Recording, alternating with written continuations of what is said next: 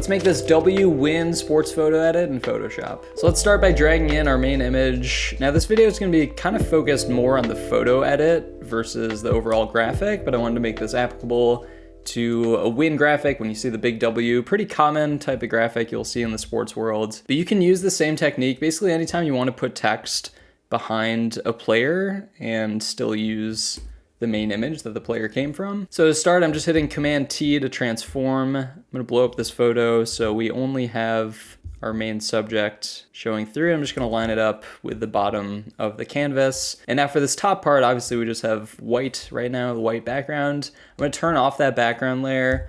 I'm gonna expand this up by using generative fill. So if you go to your rectangular marquee tool, M is a shortcut. You can click and drag the part you want to fill, and then I always go back to W, which is a quick selection tool up here, right click in that box, and then go to generative fill, generate. Now Photoshop will do its thing, fill that space with presumably more sky background. So that looks pretty good. We've got a few options. Now if I wanted to, I could even like crop the photo here and put in my own sky background, but I feel like this is kind of a quick fix. And I'm doing this because I want to leave space up at the top of this photo for the big W and the text to go at the top. So we'll stick with this first variation. I'm going to duplicate our image layer with Command J. Let's move it to the top of everything. And then the generative fill layer and the initial image layer, we can merge those together by hitting Command E. And now basically I want to separate the subject into its own layer and just have the background behind it. So we'll call this background. Now, right now, I'm just going to turn off the top layer. The background layer has the subject in it. We don't want that. So let's hit W, go to select subject at the top. And I'm just going to expand out this mask a little bit. You can go to select, modify, expand. We'll expand by 5 pixels. By the way, this canvas, 1080 by 1440 pixels. Standard 3x4 Instagram dimensions. Now with this selection, we've basically got the whole cutout selected. We can right click again with our quick selection tool still selected, go to generative fill and hit generate. Now Photoshop is again gonna use its generative AI to fill in this space in the selection. And you can see it did a pretty good job. Obviously the Coca-Cola logo in the background gets kind of messed up, but it doesn't really matter. And I'll show you why. Now with this initial photo layer that we've duplicated and put on top of everything, still with our quick selection tool selected, you can hit select subject and it'll do a pretty good job selecting. We can just click the mask icon and now we have our subject on one layer and the background on the layer behind. Now these layers I can also merge together, again just selecting both layers and hitting Command E. You can also right click and go to merge layers. Again, I'll rename this to background. So now we've really got the cutout and the background. You can call this cutout. And the reason why we do this is because now we can blur the background just to add a little bit more depth and intrigue to the image. I'm going to convert the background layer for smart filters. We'll hit OK and then go up to filter, blur. Now the specific blur you use is up to you. Gaussian blur is kind of a classic. I actually like to use box blur sometimes. If you crank it way up, you can see what it's doing. I feel like sometimes like the bokeh in a camera could have this sort of effect. So I don't mind it. Obviously I don't want it too extreme, but just like a subtle blur to further separate the subject from the background. We'll do 8 pixels. And you can see because we expanded this up with generative fill, you've got like a little bit of transparency showing on these top edges. So to get rid of that, I'm just gonna select both of our layers, Command T to transform and just scale it up to hide that little bit. I'm gonna do some camera raw filter edits now. So particularly to the cutout, we can go up to filter, camera raw filter, and we're seeing the whole photo because this is still a full photo layer just with a mask on it, but we can start adding some adjustments here. Shadows and highlights. These are just kind of typical settings I'll go through, but if you want, you can always just like crank these sliders to see what they're doing and then adjust them accordingly. But I always like to give a little bit of texture and clarity. Shouldn't say always, a lot of the time. Dehaze kind of gets more color out of the image. We could play with the saturation a bit, just get a little bit more pop of color, maybe plus 15. If we want to, we could add some noise reduction, kind of smooths out the image, which I don't mind. It's kind of like a stylized effect, maybe not that extreme, but something like 30. Let's hit OK, see how we like that. We can also copy the same filter onto the background layer, just holding Option. You can click and drag on camera raw filter and drag it behind. I'm liking this overall brightness. I kind of want to further sell the effect of the light coming from the left side. You can see kind of on the edge of his face. We've got this glow of light. It's a little bit harsher on the left than on the right, so that's where I'm gonna pick the direction of the light to go. We can drop in a gradient layer, going down to your adjustment layers, going to gradient, and for this one, we're just gonna go to basics, black to white, we'll hit OK, and this is where we wanna change the angle to accentuate the white light from the left side, fading into like darkness down in the bottom right. Now, if we switch this blend mode to overlay, you can see it has this brightening and darkening effect. Obviously, that's very harsh. It looks overly edited, but if you drop it down to like 30% opacity or so, you just sort of get this subtle glow and a little bit of dynamic range in the image. I'm also gonna add on a curves adjustment layer and just crank up the highlights. Now we can invert this mask. Command I is a shortcut. And now let's take a gradient tool. G is a shortcut. You can right click on the paint bucket tool, switch to gradient. And now we want a white to transparent gradient. So if you switch the foreground color to white, X is a shortcut. D is a shortcut to reset to your default black and white colors, then you can hit X to get to the white. Go to your basics, go to that white to transparent option, and I'm just gonna click and drag this way. And what we're doing is we're painting white onto this curves layer mask. So you can see what the curves layer is doing. It's really just brightening that left side even further, more than what we did with the gradient fill. I'm gonna group these together just by holding Shift, clicking on both layers, clicking on my folder, and we'll call it finishing. These are gonna be like the finishing effects we'll basically have going over the top of everything. Other thing I wanna do is put on a layer of grain, which is a new Photoshop feature, really cool. You can now have grain as an adjustment layer. It's got amount, size, and roughness. You can play with those settings and we can see what it's doing, just kind of adding this overarching texture. We've got a lot of blue in the white of the jersey, and I want to fix that just by going to a hue and saturation adjustment layer. Right on top of the cutout, we can clip it by holding Option, hovering in the space between layers and clicking. Now let's just see if we take the blues all the way down. Yeah, because there's a lot of cyan in the blue on the sleeves and in the jersey, this is really only affecting the white part, which is good. I mean, it's affecting the blues a little bit, but we can always fine tune those later. Really, they're cyans. Play with the lightness, but I kind of like it here. Now, if you're doing this for a specific team, one thing you might want to do is try to match the color exactly to what the team color is supposed to be. And you can do that by making a new layer and finding the swatch of whatever your team color is. This is Minnesota wind chill. So I've got these swatches. They've got this like kind of metallic blue color. I'm just gonna click once with the fill tool and then Command T to transform, shrink this down till I have the color where I want it. And let's say we want the jersey to match this exact blue, which maybe we do for the sake of this graphic. It is good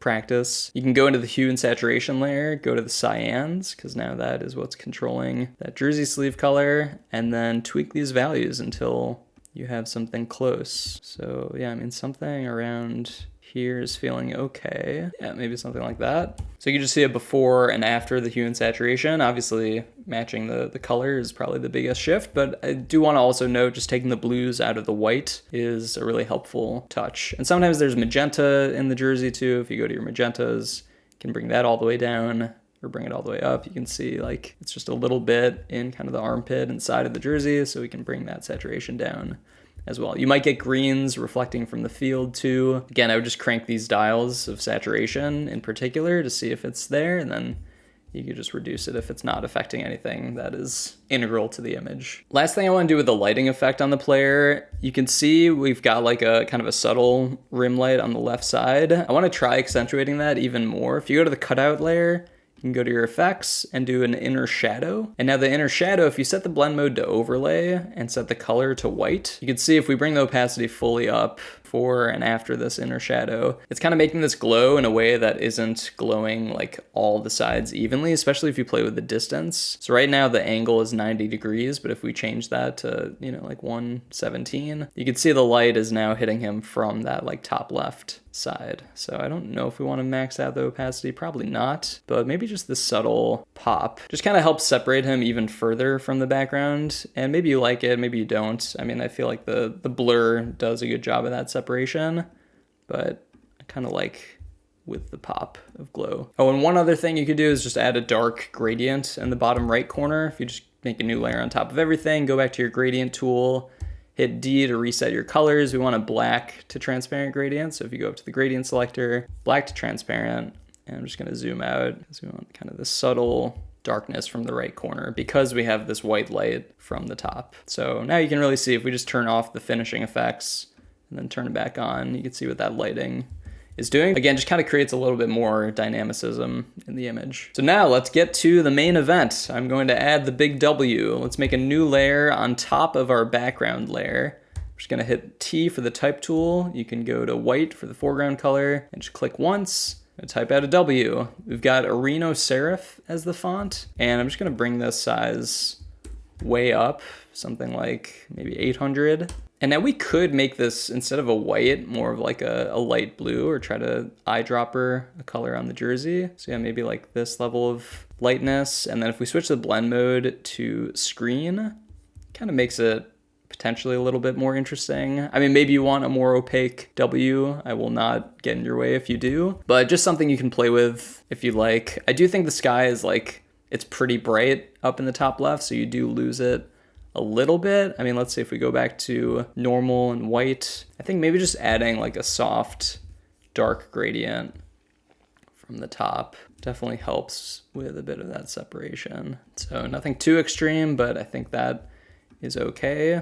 I don't know, I'm kind of feeling indifferent between like the opaque white versus more of like the semi-transparent lighter blue. We could do a little bit of both where we have this kind of as the base layer, and if we want it a little bit less see-through, we can hit Command J, and I mean even that just kind of made it like very subtly taking on the background texture. So I think that is what we'll run with. I'll group these into a folder and just call it W. I'm gonna bring up my grids. Command apostrophe is the shortcut. I have a whole video on grids, guides, and margins you should definitely check out if you haven't yet. I'm just gonna count some boxes. I think I've got these set to like 1/2 inch boxes at 72 pixels per inch. So 2, 4, 6, right about there. And now I wanna also add the score of the game up at the top. So let's make a new layer and type out, let's say it was 20 to 18. And I'm still in this Areno Serif font. That's like one of the Windchill's official fonts. I will say this type of graphic works really well if you do have a specific team font that you're using or that is used by the team in the jerseys or the logo.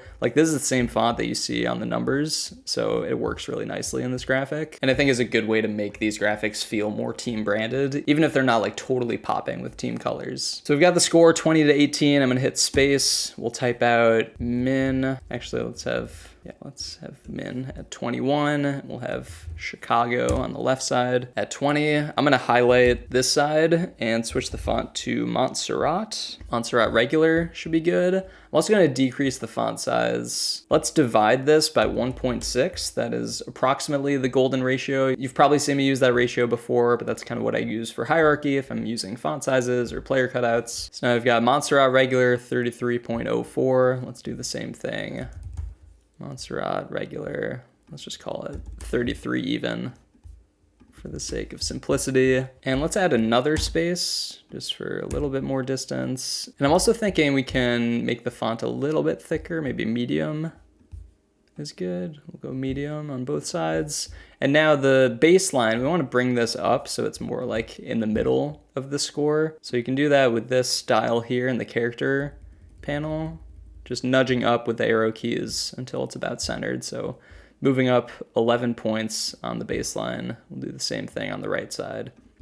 Hit the check mark. Command 0 is a great shortcut to fit the canvas back to the screen. If you ever zoomed in super close or zoomed far away, really nice shortcut to have. I'm just gonna position this, again, bringing up my grids. Let's do a 3-box margin from the top. And I'm gonna center this by going to Command A to select the whole screen. With the move tool selected, you've got these icons at the top. This is our center align guy right there. And now I wanna make the same text treatment that we have on the W on the score as well. So if you go back into your W, we have screen, 100% opacity, and we've got 2 of them. So let's do the same thing here. Screen times 2, we'll call this score. So we've got our score layers and the W. Now that we have a better sense of the composition and the colors, we can tweak things further. If you want to adjust the photo, you can take the background layer as well as the cutout layer, select them both, Command T to transform. And let's say we wanted it blown up a bit more, having our cutout take up a bit more of the canvas. And now with the cutout, you can actually see there's a bit of a rough edge on some of the spots where it's contrasting with the W. If you want to get rid of that, I would just go up to Filter, Other, Minimum. If you're on the mask of the cutout layer, this is a really good way to just kind of shrink down the edges a bit more. 1 or 2 pixels should be fine. I think 1 in this case is good, instead of painstakingly, you know, going around with a brush, brushing out that edge. This is a kind of a quick and dirty way to do it. And now just any final color adjustments we want to make, that's always an option. If we want to take the text and just group it together and call it text, we could take like a selective color layer, clip it to the text. You can go to the whites, and if we wanted to make it more like cyan or blue shifted, you can do that. And that way it kind of keeps the same level of opacity, but just changes the color to maybe be a little bit more team colored if you want to go that route. So I think I like it there. At the end, you can also adjust the skin tones. Like right now, they're kind of looking a bit orangey, but if you drop a selective color at the end, you can go into the reds and play with them.